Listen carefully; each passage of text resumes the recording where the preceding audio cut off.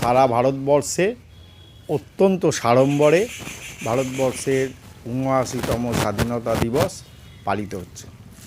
আমাদের বাইনাল অঞ্চলে বিভিন্ন জায়গাতে রাজনৈতিক ভেদাভেদ ভিন্ন করে, রাজনৈতিক ভেদাভেদকে দূরে রেখে, বিভিন্ন সম্প্রদায়কে দূরে রেখে সমস্ত স্তর থেকেই দেখতে পাচ্ছি ভারতবর্ষের এই তেরঙ্গা, ভারতবর্ষের স্বাধীনতা অশোক স্তম্ভ শোভিত ভারতবর্ষের জাতীয় পতাকাকে সম্মানের সঙ্গে সার্বভৌম সমাজতান্ত্রিক ধর্মনিরপেক্ষ গণতন্ত্রের তলায় আবার সকলকে দেখলাম। সাধারণতন্ত্রের আমি এর জন্য পাঁচটা স্তম্ভের ওপর রয়েছে। এই পাঁচটা বেসিক জিনিস কিন্তু আমাদের মধ্যে চর্চা হচ্ছে না। এটা অত্যন্ত প্রয়োজন যে আমাদের ভারতবর্ষটা স্বাধীনতা লাভ করবে। পৃথিবীতে বহু দেশ ওই সময় স্বাধীনতা লাভ করছিল দ্বিতীয় বিশ্বযুদ্ধের পর, কিন্তু তারা স্বাধীন হয়েছে, স্বাধীন হওয়ার পর সিদ্ধান্ত নিয়েছে কি করবে, কিভাবে দেশ চলবে।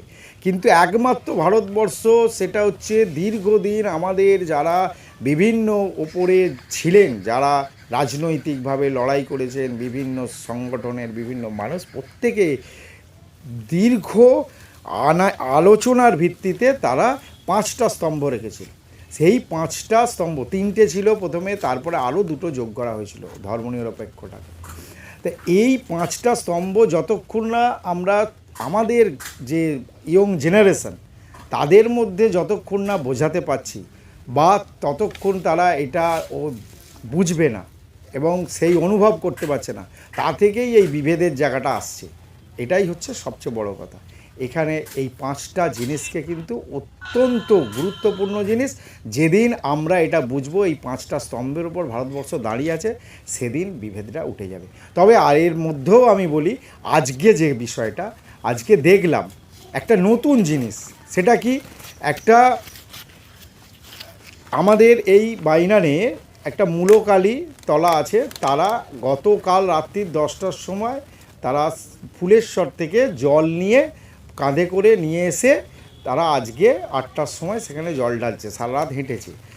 সেই ধর্মীয় পতাকার সঙ্গেও দেখলাম ভারতবর্ষের জাতীয় পতাকা রেখে অখণ্ড ভারতবর্ষর জয় এবং ভারত মাতা কি জয় এবং ভারতবর্ষের স্বাধীনতার পতাকাটাকে তারা রেখেছে। এটা ভালো লাগলো। আবার দেখলাম সকালবেলায় একটা মাদ্রাসা সংগঠন, তারা তাদের ওয়াকফ নিয়ে আন্দোলনের সঙ্গে সঙ্গে সেখানে কিন্তু তেরঙ্গা পতাকাটাকে নিয়েও বলছে যে ভারত মাতা কি জয়, ভারতের অখণ্ড ভারতবর্ষ যেন বজায় থাকে। এই যে জায়গাটা বুঝতে পেরেছে। আজকে অনেকে তেরঙ্গা পতাকা মানে ভাবে বোধহয় একটা বোধহয় কংগ্রেসের এই পতাকার সঙ্গে মিল আছে, ওটা বোধহয় কোনো রাজনৈতিক পতাকা।